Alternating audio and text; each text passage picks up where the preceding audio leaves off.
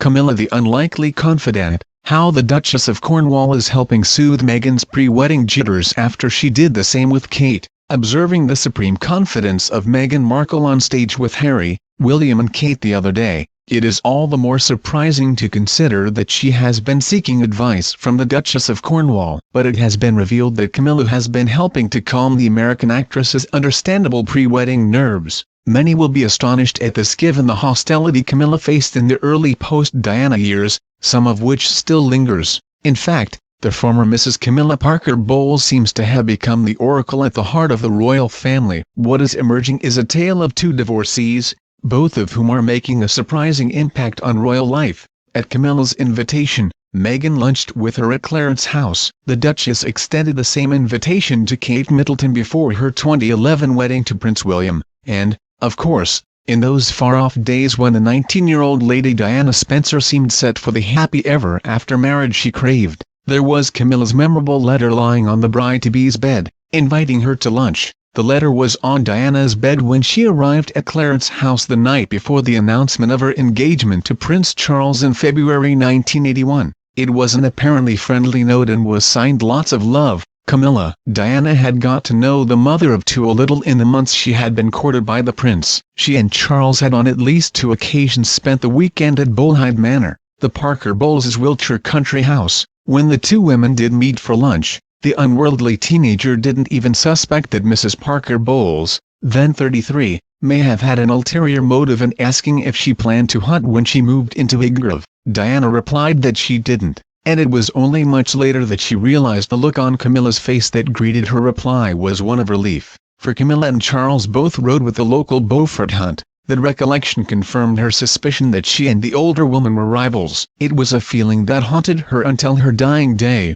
The worldly Camilla had merely been a royal mistress back then, of course, ostensibly offering a mature woman's advice about Prince Charles to the naive and inexperienced newcomer. These days she is an old hand in royal matters too. But why would Meghan, herself a woman of experience, turn to Camilla for advice? One reason is a sense of isolation she has been experiencing behind the walls of Kensington Palace. They would have had much to talk about anyway, as both are divorcees and, like Camilla, Meghan is most probably going to be transformed from a commoner into a royal duchess. She jumped at Camilla's invitation because, since meeting Harry almost 2 years ago, she has come to admire the way the Duchess of Cornwall has worked hard using her chatty personality to overcome public prejudice. Most of all, we understand, Meghan, 36, has been in need of guidance about how informal she can be on public engagements with Harry, and what life will really be like as a working member of the royal family. Right now she is mostly immersed in all the detailed planning of her wedding day,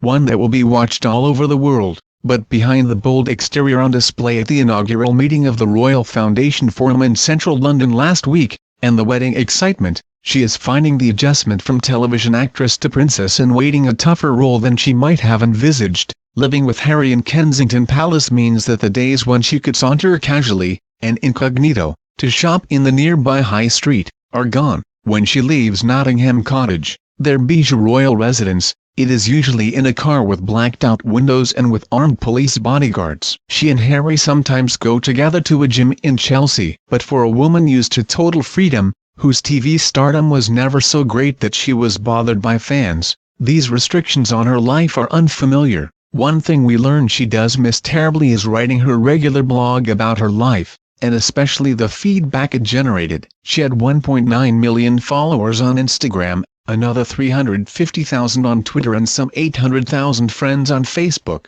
Meghan's finding getting used to the new life a little tough, says a close figure. She's always been a free spirit, and when she felt strongly about something, or just playful, she could tweet it or use her blog, The Tig. But that's gone now. Harry told her what it would be like. Even so, it's all happened so suddenly. Camilla, after all, had to face her own brand of solitude because of her relationship with Prince Charles, especially after Diana's death, when there was considerable public anger at the way Diana had been treated. No one knows better than Camilla how important it is to strike the right balance with the public. The animosity she faced began to fade only after she married the Prince of Wales in 2005, and how it has faded. Her decision to fly with Charles all the way to Australia for the opening of next month's Commonwealth Games, but not to stay on with him for a brief, 4-day tour, reveals her emerging as a woman of vaulting self-confidence. Her own second marriage, to Charles, was a civil ceremony, followed by a blessing in St. George's Chapel at Windsor. Meghan,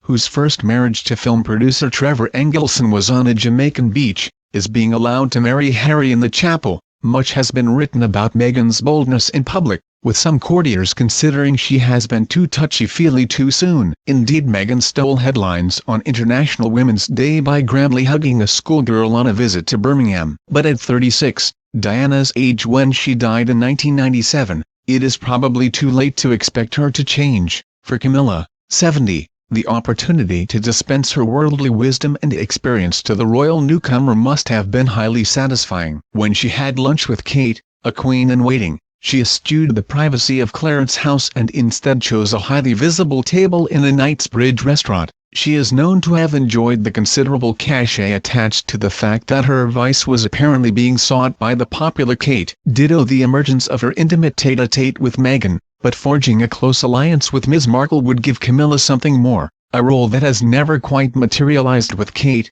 that of being an involved royal grandmother, something she has never really been to George and Charlotte. Since their very first steps, the two toddlers have spent endless hours with Kate's mother Kate Middleton, cavorting on beaches and being carried on her shoulders. Meanwhile, with Meghan approaching her 37th birthday in August and Harry 34 a month later, they are expected to start a family without delay. Meghan's mother Doria Ragland, 61, a yoga instructor who lives in Los Angeles, is unlikely to be very involved in her grandchildren's early years unless she moves to London. For Camilla, who has 5 grandchildren by son Tom and daughter Laura, here at last would be a chance for her to be fully involved in the molding of the next, infant generation of royals. And with Harry's mother dead, Camilla is likely to be the only grandmother in town, says one of the prince's circle. Such a role for her would delight Prince Charles. He has always had an easier relationship with Harry than with William, and he has never been as involved with George and Charlotte as much as he wished, a particular disappointment as George is, after all, a future king like himself to whom he hopes to be able to offer guidance. At the same time, Charles has always accepted and understood why Kate quite naturally has turned to her mother in family matters involving the children, and spent so many weekends at their home in Bucklebury rather than Highgrove. And Camilla's grandmotherly role would help consolidate Charles's undiminished wish to see her crowned queen at his coronation, a move that he would never make without the approval of both his sons. How close to this ultimate goal he has brought the former Mrs. Parker Bowles, and yes, how ironic that the woman once viewed as a pariah has managed to turn herself into the royal family's most central figure after the Queen, a trusted and vital linchpin between the young and the old. For Meghan, her new role as Harry's wife carries even bigger responsibility than she knew. With the retirement of Prince Philip, now 96, Prince Charles's idea for a magnificent 7 of senior family figures to be the stars in the royal show was reduced to 6. With Meghan's arrival, the magnificent 7 will ride again: the Queen, Charles and Camilla, William and Kate, and now Harry and Meghan. For the moment, she is taking root in London with hardly any of the usual family and friends support that any bride-to-be leans on. Long-term friends are mainly in Los Angeles and Toronto. Her father remains in Mexico, and little has changed in her difficult relationship with her half-brother and sister in America, so all the usual excitement of shopping for her trousseau with her mother, or a sister, is absent. If this were not difficult enough, she has not only the wedding itself to worry about, but what, in reality, lies beyond it. Enter Camilla, a woman worldly enough to be able to fill some of the gaps in Meghan's life. It offers her a new role in the royal family, one that she could scarcely have dreamed would ever be granted to her. No one except Prince Charles has ever needed her in the royal family before, says one of her friends. They've just accepted her. Now, at last, she feels wanted. It makes her very happy. As for Meghan, she is a quick learner and she too knows she is needed by Harry. Her challenge now is to find a way to present a face to the world which is true to her own free-spiritedness, but respectful of the inevitable strictures and demands that are asked of a royal wife.